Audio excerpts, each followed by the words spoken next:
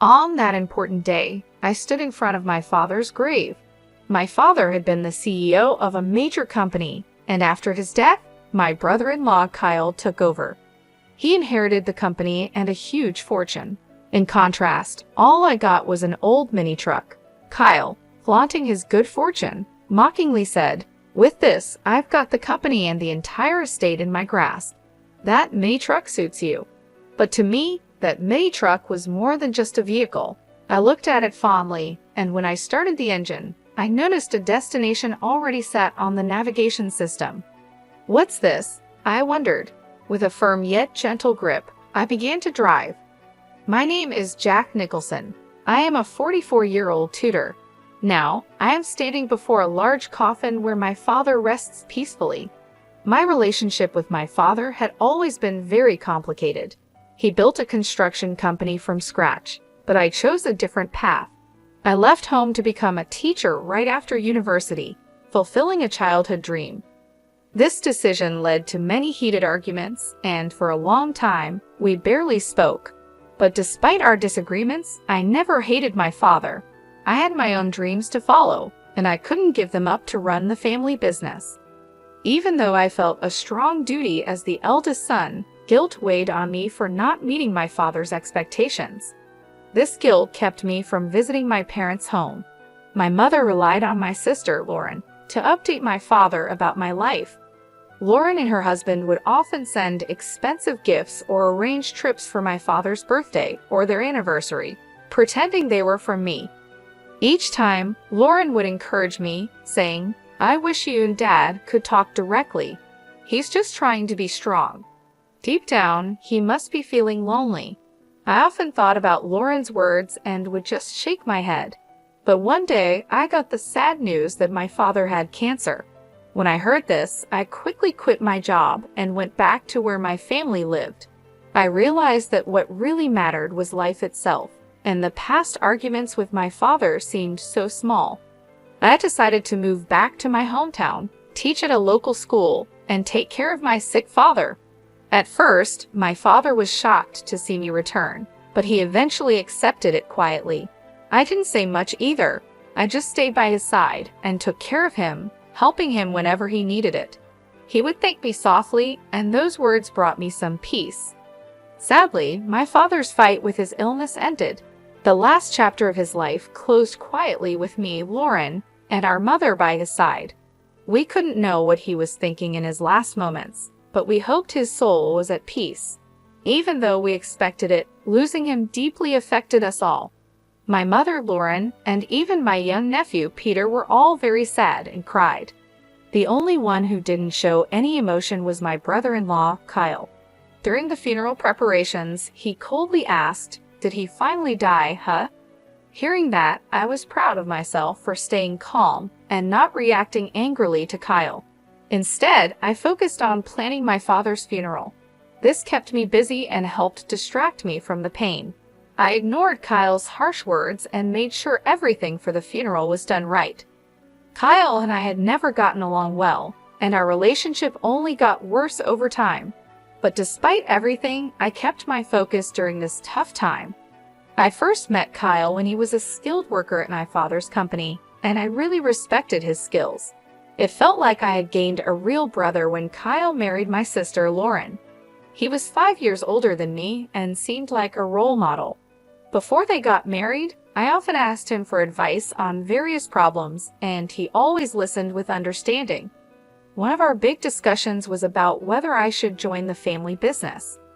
Kyle would say, "Sean should live his own life, and Jack, you have your own path. No one knows which choices in life are the best, so the most important thing is to make choices you won't regret later." Encouraged by his words, I switched from business school, where I was studying management, to the Faculty of Education, where I really wanted to study. As time went on, Kyle and Lauren got married and started their life together. 22 years have passed since then, and the distance between my father and me grew wider. I moved on with my life, missing the chance to close that gap. But when I heard about my father's illness, I dropped everything and rushed home. Kyle, who once greeted me warmly, had changed. He now seemed uncomfortable around me. When we were alone, Kyle would say coldly, "You came back in a hurry when you heard Sean was sick, didn't you? But no matter what, you won't inherit anything." His words caught me off guard, and I struggled to respond. "What do you mean? Don't act like you don't know. It might be a coincidence, but even if you now want to run the company, it's already decided that I will be the next leader." His harsh words shocked me, and I replied louder than I intended. "No, that's not it. I didn't come back for the company. I realized I hadn't been a good son and wanted to apologize to Dad, even if it's late." Kyle dismissed me. "I don't need your fancy talk. It sounds like something from a TV drama. Lauren likes that kind of stuff. But were all those gifts you sent just a way to look good in front of Sean?" "That's absolutely not true." I tried to explain, but Kyle had already made up his mind and wasn't interested in believing me. His words also seemed like a slight against Lauren, and for the first time, I felt a deep divide between us. Ever since that incident, I started to feel really upset with Kyle. He began to mock me openly. "No matter how much you try to win Sean over, that time has passed. Don't make me laugh. Go back to where you belong and take care of your troubled students," he would say. At first, I thought deeply about how I appeared to others and how they saw me. But Kyle's words showed he was more concerned about himself than our father. His behavior often seemed disrespectful to both his father-in-law and his wife, Lauren. I started to believe that Kyle had married Lauren mainly to get closer to my father's company and wealth. He rarely visited my father when he was sick and didn't help take care of him. Now, all I could do was work as hard as possible to protect the company my father, Sean, had built. Kyle always sounded polished, but he really just wanted to avoid problems. On weekends, he would go play golf, claiming it was for business. He hardly ever took care of his own son. He said he wanted his son to learn many skills to eventually take over the business, but he left all the driving and housework to Lauren. When Lauren showed a bit of unhappiness about this, Kyle would passionately take her hand and say, "I'm giving my all for Sean's sake. Now is the time to produce results by any means necessary. Let's overcome this trial together." Lauren found it hard to stand up to him and usually just nodded, even though she seemed reluctant. Kyle was good at acting like the perfect husband in front of Lauren, so it's no surprise she believed him. He showed his true self to me, probably because he thought I was like him. I eventually got used to Kyle's mocking, and it didn't bother me as much. However, when our beloved father passed away, I was heartbroken. I felt a deep sadness and emptiness. Although Kyle seemed upset about our father's worsening health, I couldn't shake the feeling that he had been waiting for this moment. This thought made me very sad and angry. After our father died, Kyle inherited most of our father's large fortune. Even though he was just a son-in-law, he had the same rights to the inheritance as Lauren and me, according to my father's will. He got most of the shares of the company and a lot of wealth. This unexpected turn of events left me speechless, even though I was my father's biological child. I had thought the inheritance would be split fairly among the three of us, but instead, Kyle got almost everything. All I received was an old mini truck that my father once loved.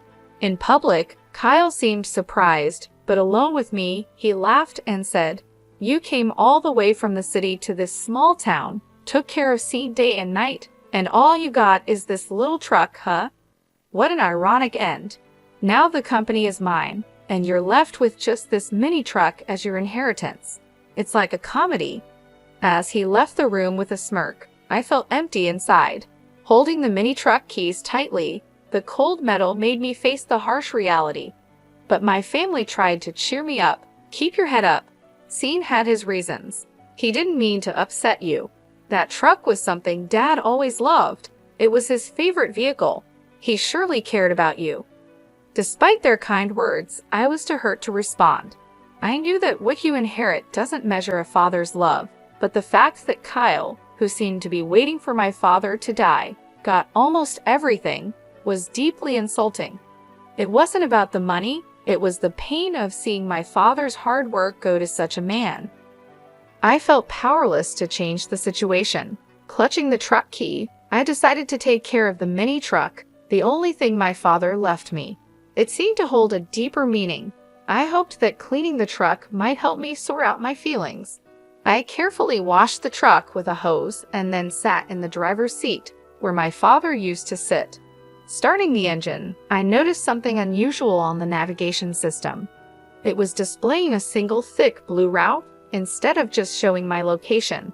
That's odd. Why is there a destination set on the navigation system? I wondered. This usually only happens when a specific route is being followed.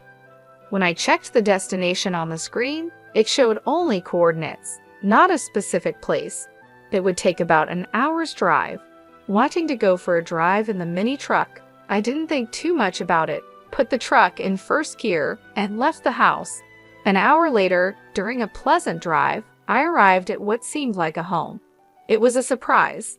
In front of me was a small, modest house, quite different from the larger homes in my hometown. It felt warm and inviting. The area was quiet, and I couldn't see or hear anyone else around. I got out of the truck and stood in front of the house, feeling a bit confused. There were no signs to indicate what this place was, but it seemed the navigation system had brought me here for a reason. With some hesitation, I rang the doorbell. As the door slowly opened, the person I saw was the last one I expected, my mom. "I've been waiting, Jack. Come in, dear," she said. "Why are you here, Mom? And how come this place was set in Dad's navigation system?" I asked. "I will explain everything, but first, come inside and relax," she replied. Following her inside, I found the interior simple yet cozy, with just the essentials. My mom made some tea and started to explain in a calm voice. "Actually, this was your father's secret hideout." A hideout? I was surprised. I've never heard about Dad having a place like this. She explained, "This place is our secret spot. We came here when we needed our own space or when we wanted some peace and quiet. If we ever had a small argument, our rule was to come here to cool off. You didn't know about it, did you?" I was stunned and deep in thought. I had no idea such a family rule existed. She continued, "And this is something your father wanted you to have." Saying this, she handed me a brown envelope. It was slightly bulging, as if something important was packed inside. I decided to read the letter addressed to me. "Jack, I have caused you a lot of trouble and made you endure unbearable hardships over the years. I am truly sorry from the bottom of my heart." The letter was filled with my father's reflections on his past mistakes and his deep gratitude towards me. He wrote, "Your mother often tells me that it was your choice to leave home, and a son has the right to choose his own path in life. We are both stubborn, but when you came back after I fell ill, it was a wonderful surprise for me, although I couldn't express it well, because I'm not good at showing my feelings. I am deeply grateful to you for supporting and taking care of the family." This was the first time I heard such heartfelt words from my father, and it made me very emotional. The letter also mentioned Kyle. To tell the truth, my distrust towards Kyle grew over time. He's good with words and makes people feel comfortable, but I could see his true nature.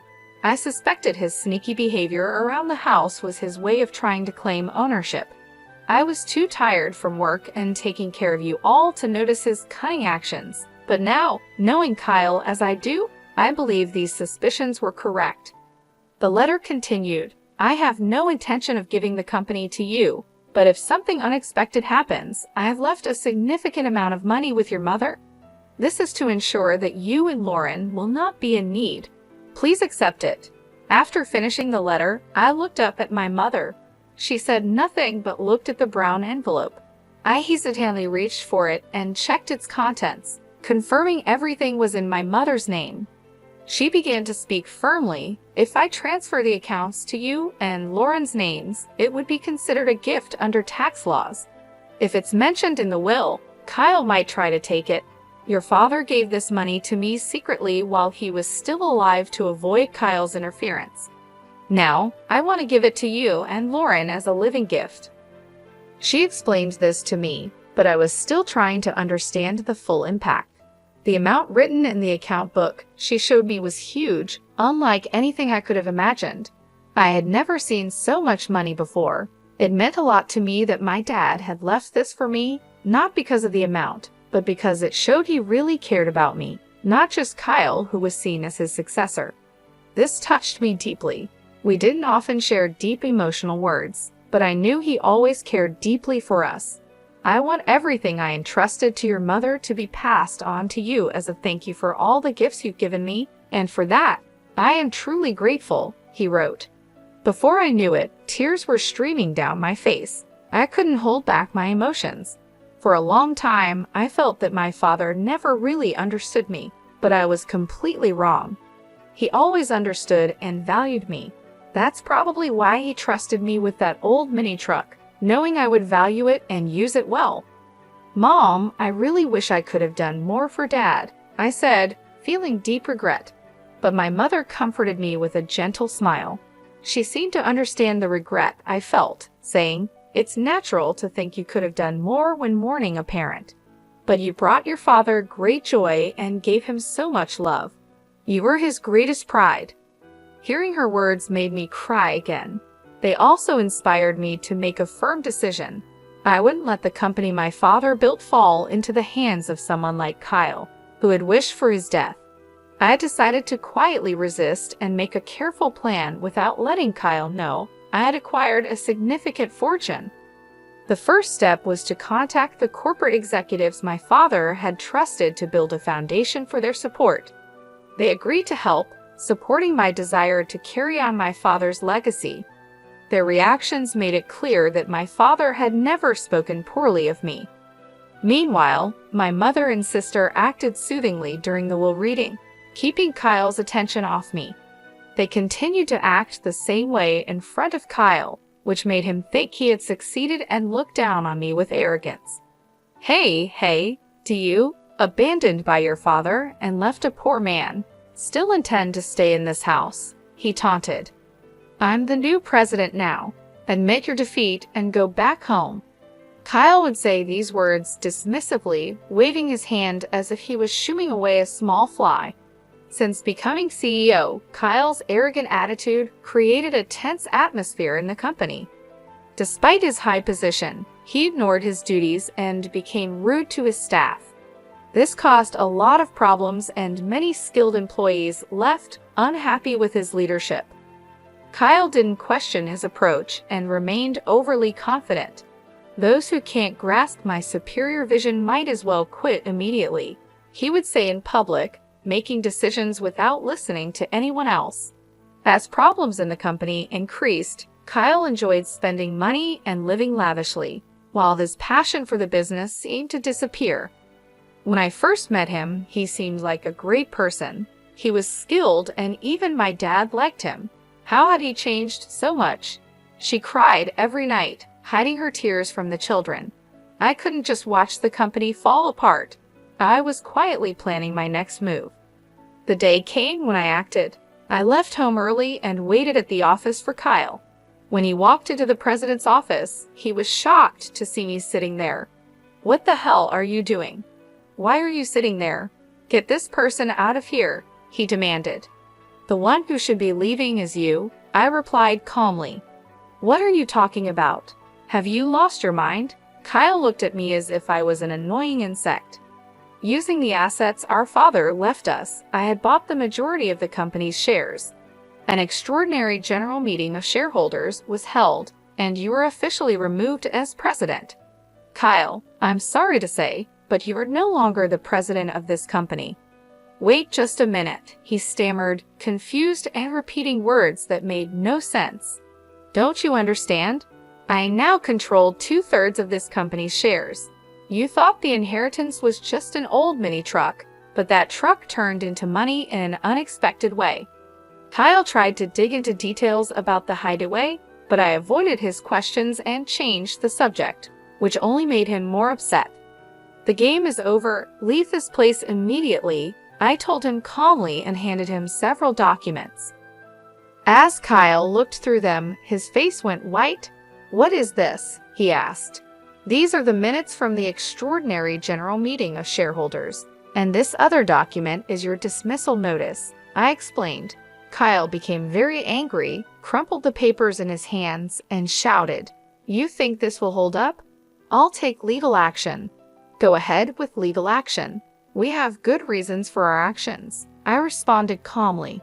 "What reasons?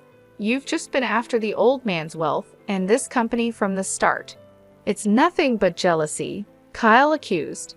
"Let me ask you directly, Kyle. Have you been using company assets for personal use and signing leasing contracts for your own benefit?" I asked.